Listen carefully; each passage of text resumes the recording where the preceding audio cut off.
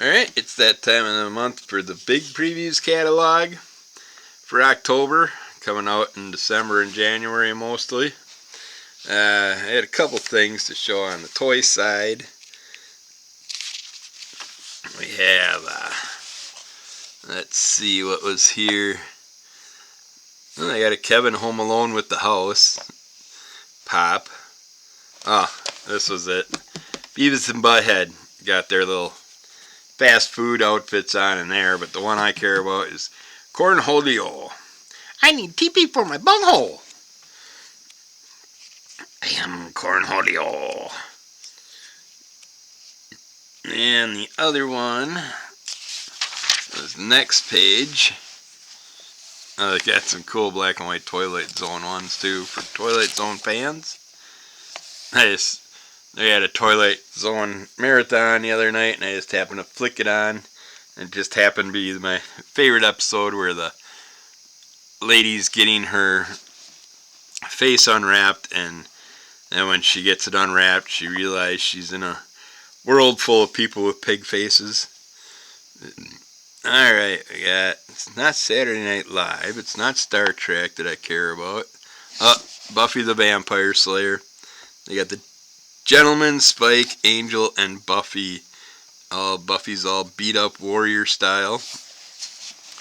Oh, there's some cool, fun new pops, but we don't care about that right now. We want to jump into the comics portion of the show. Get back to them. There ain't that many on my list this month, so might be able to split this between 2 episodes. Alright, we got In Bloom, number 1 of 5. The cat's on the table, so that's what you see, that tail moving. Okay, try and open my page with his butt in the way. 43% of the cells within a healthy human body belong to something other than the human host. Microbiomes, invasive bacteria, fungal and viral agents, and something else, something more. When the bloom happened, humanity was changed forever, transformed by symbiotic fungal megasystems that infected their bodies.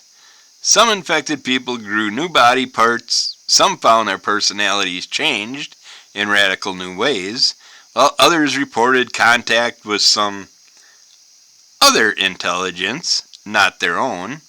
In this revolutionary new world, Agent Bayonetta finds herself investigating a series of mysterious murders, a chain of violence that leads her to a terrifying question on which the fate of every living being rests. It is by Michael Conrad and John J. Pearson. I don't know why they're saying Bayonetta for one of the people's names on here. Because Bayonetta, I don't think, is part of, well, it might be part of Boom Studios. Yeah, some interesting little imagery there. There's some teaser pages. And then we got Book of Cutter. This is a James Tinian IV and Werther Del Adira and Miguel Muerto. As it crosses its 5th anniversary, the Slaughterverse unveils one of its darkest chapters yet, in this oversized one-shot exploring a brand new facet to the mythos of monsters, and the ones who hunt them. Maxine Slaughter, a former pack hunter, who renounced her white mask to take up the black for the Order of St. George, journeys to Europe to seek out House, Cutter, and their mysterious ways. Yeah, I haven't checked out any of those Something is Killing the Children books or anything like that yet, so they figured they'd have some teaser pages, but no. Alright. Now we go to Jim Henson Presents, number 1 of 4, which I thought they already did a Jim Henson's Presents series that they just started not long ago, but I could be wrong. The iconic work of Jim Henson births some of the most beloved stories and characters of all time. Celebrate that rich history with this anthology of all new tales set in the worlds of Jim Henson, from an incredible lineup of creators, including Shannon Waters, Cameron Chitak, Jill Tew, and more. A fun little Jim Henson picture for the fans. They got some imagery, some sketch work, some nice little artwork sheets there that they're teasing off. Then we got Flavor Girls return to the mothership, number 1 of 3. Naoki, Camille, and B are the Flavor Girls, sacred fruit guardians of Earth. The acclaimed magical girls adventure from cartoonist Loic Locatelli Kornowski continues with this brand new adventure, perfect for new readers. As Sarah tries her best to keep up as the newest member of the team, the Flavor Girls embark on a journey to Okinawa to uncover the mysteries of an ancient civilization. What they find there could change everything they know about the Agarthian invasion. Now, they're not the Spice Girls, they're the Flavor Girls. Alright. Where are we at here? 49. Now we're jumping about 30 pages now.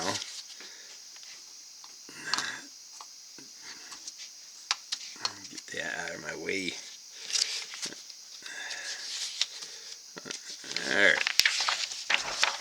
We got Thundercats Apex. Number 1. Across a desert landscape, a cloaked rider emerges from the shimmering heat, a lone figure on a battered mount.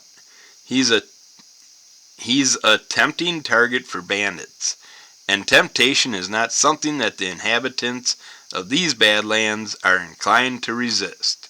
Unfortunately for the miscreants who decide to waylay him, that choice will likely be the last one they ever make. And when the dusty traveler walks into the local saloon, it soon becomes clear that anyone who stands between him and his mission will share the same fate.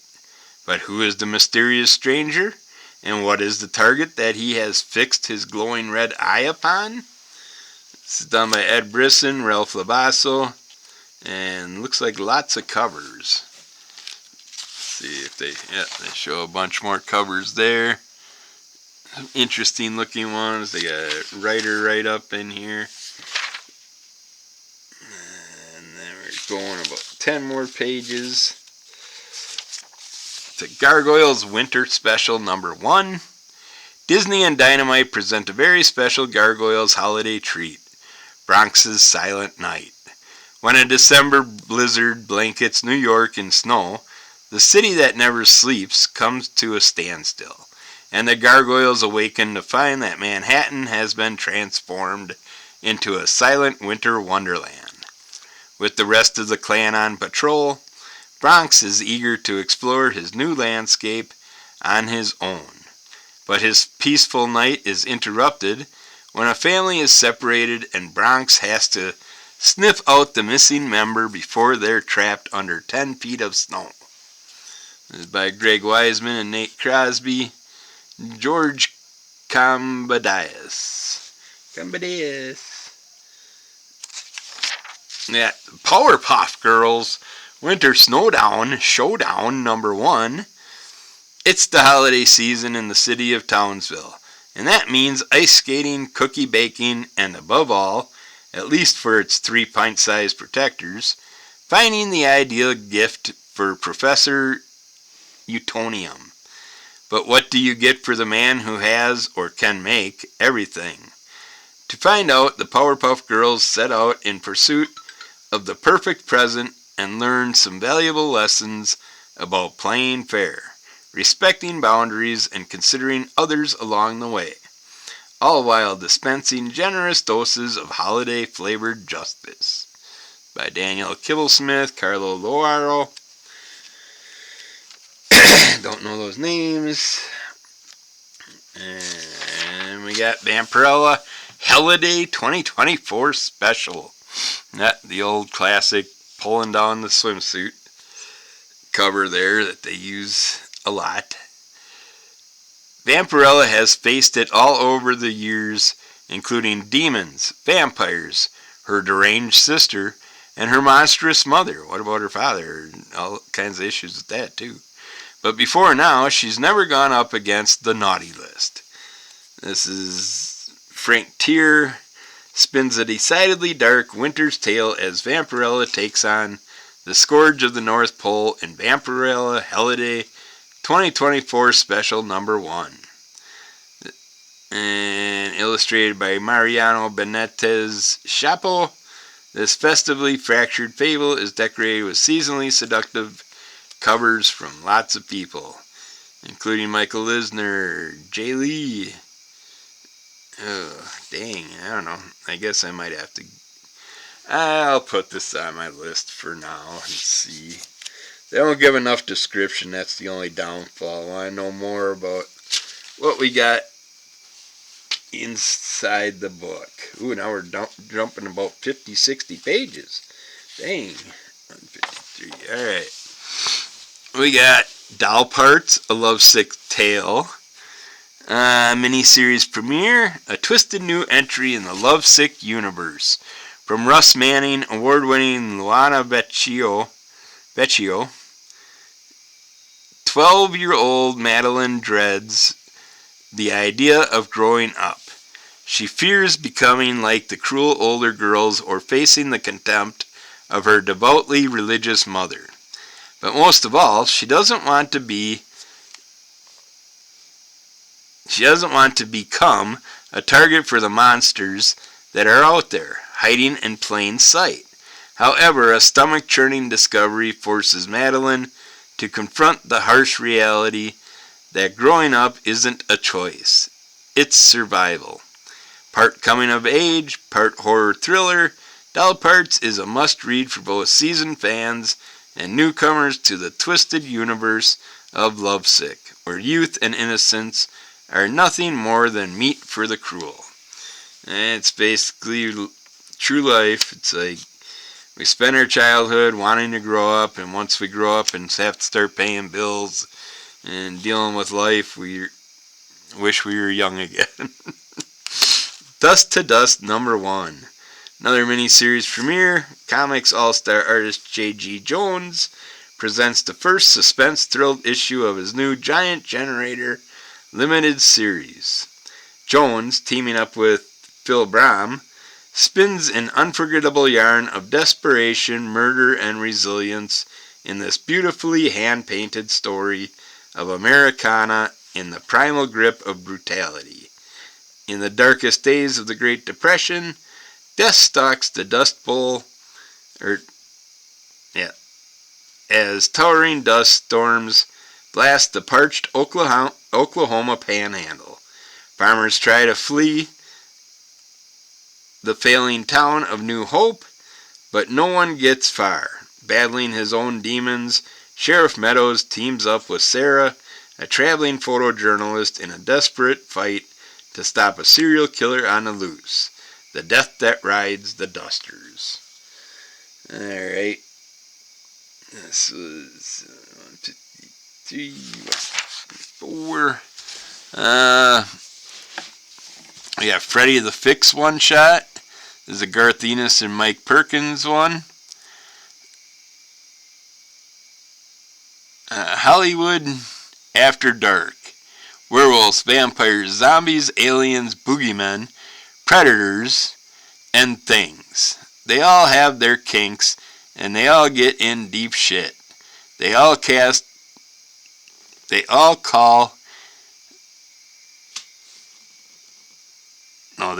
Freddy to fix it.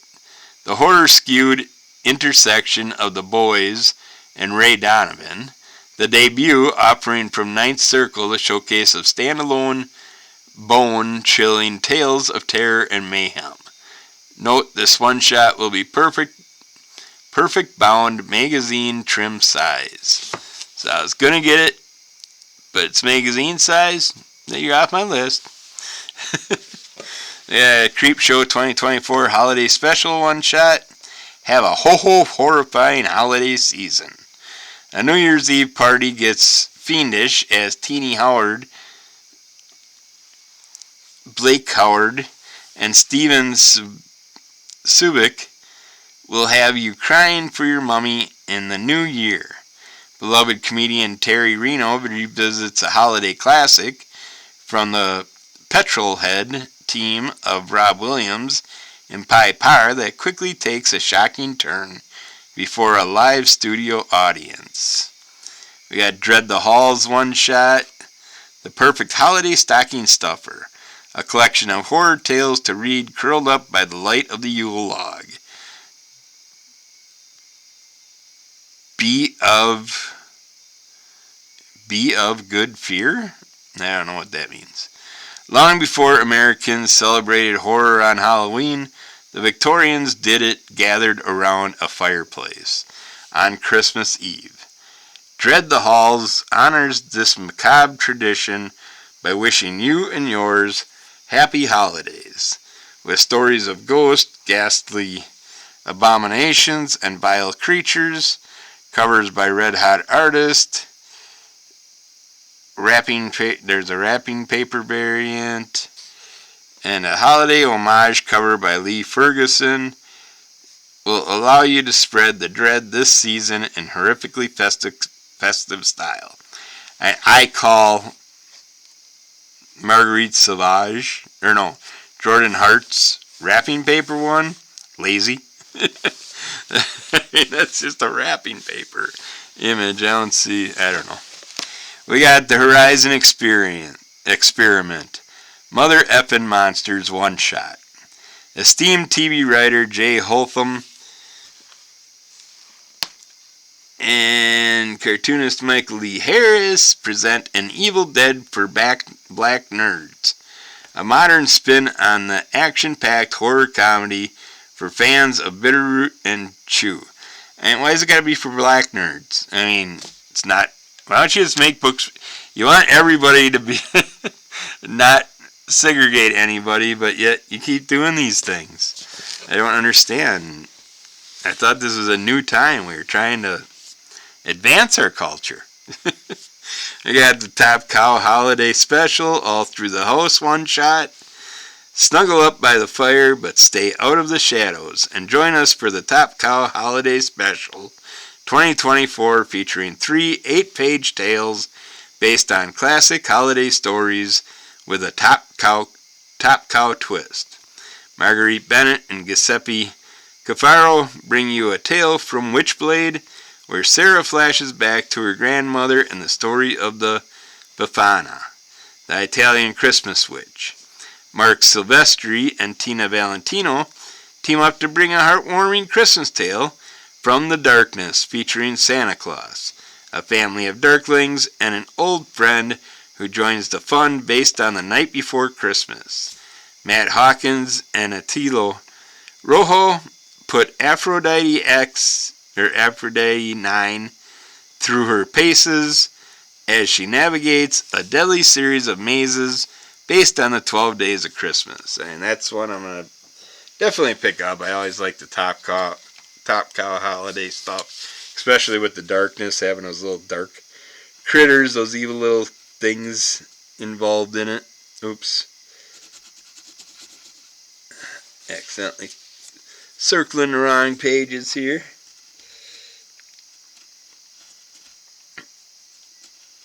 Alright, let's see what we got in this page. We got Juvenile number 1, another miniseries premiere. In the future, where a deadly virus kills everyone upon reaching adulthood, teenagers are confined to massive medical facilities until a mysterious new patient arrives and reveals a shocking secret. Sarah is locked up in El Castillo, a fortress for troubled youth ruled with an iron fist by a retired military officer. Everything changes with the arrival of a mysterious new patient who reveals a shocking secret. The virus isn't killing them. It is giving them telekinetic abilities that the adults are desperately trying to suppress with medication and experimental surgeries. In a race against time, they decide to use their newfound powers to escape. But when the adults find out, they will discover that not only are their lives at stake, but also the fate of the human race. Visionary, this is by Jesus Aureliana, storms into comics with a cinematic 5-issue miniseries that seamlessly bridges the gap between film and comics. And it's a deadly virus that kills everybody around reaching adulthood, but then they tell you it doesn't kill them. So what is it? I mean, one or the other. I mean, get over it. Why would you lock up the teenagers that are going to die when they turn adults very soon? And that's a pretty shitty way to end their life. Spend your last few years locked up. That doesn't make any sense at all. But who knows? We got Ain't No Grave trade paperback. Never mind, that collects issues 1 through 5. So if you're looking for that, there's your collection. Now we're jumping a ways here to Fault Lines. Written by Robert Cullen. I wonder if he's related to someone we know. A struggling singer-songwriter in Blackpool becomes the lovely assistant in an ominous magical act. A mother in Vancouver recounts her life and death. A widow in Edinburgh is summoned to confront the guilt that's haunted him since childhood. Fault Lines presents 3 stories set in the 3 cities with their catalyst spanning 3 decades, all brought to you by Robert Cullen. There's some imagery previews. And then we gotta jump another 15 pages or so. Maybe. To Grim Tales of Terror 2024 Holiday Special. 48 pages of story. Have a holly jolly night of terror as Kerez, the goddess of death, checks her list once and punishes all those unlucky naughty souls who won't get a second chance. Set during the happiest time of year, follow 4 horrifying tales sure to add an extra chill to your blood this year. I might get that. We'll see.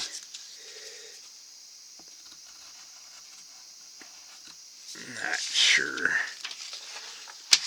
It's not telling me what the tales are about. That's the downfall.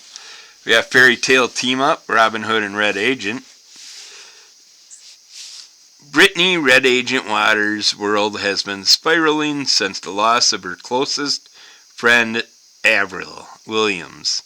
And when she reaches out to her old associate, the infamous Robin Hood, for help, things don't go as planned. Now with their lives on the line, Brittany and Robin are pulled deep into a sinister conspiracy linked to a very ancient organization.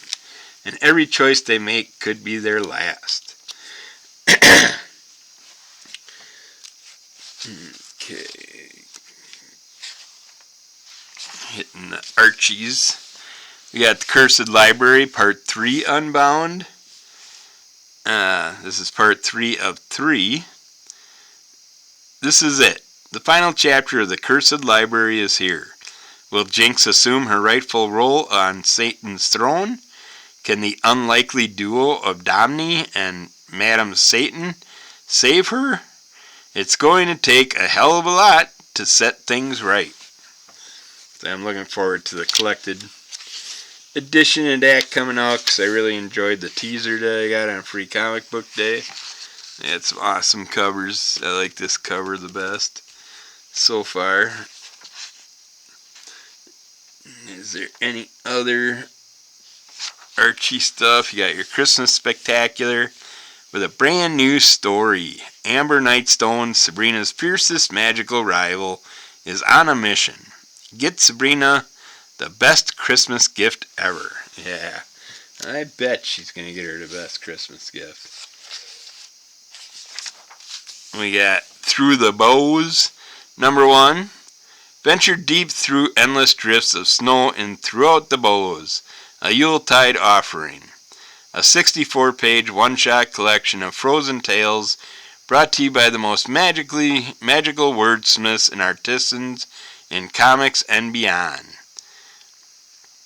And got a lot of people that are part of it, and they're not going to give us any information on it. So that is dumb to do that if you want to sell something. I mean, yeah, you got some great names like James Tinian IV and stuff, but I don't know. I want more information. Alright, we are jumping again to, let's see here. We got Ripperland #1. The year is 2188 and Jack the Ripper has returned to London. For the last century, a shattered post-Brexit England has operated as a massive Victorian theme park in exchange for American military and financial protection. But when an American mogul's grandson is killed in the heart of London, the delicate status quo is threatened. Is the killer a brilliant maniac?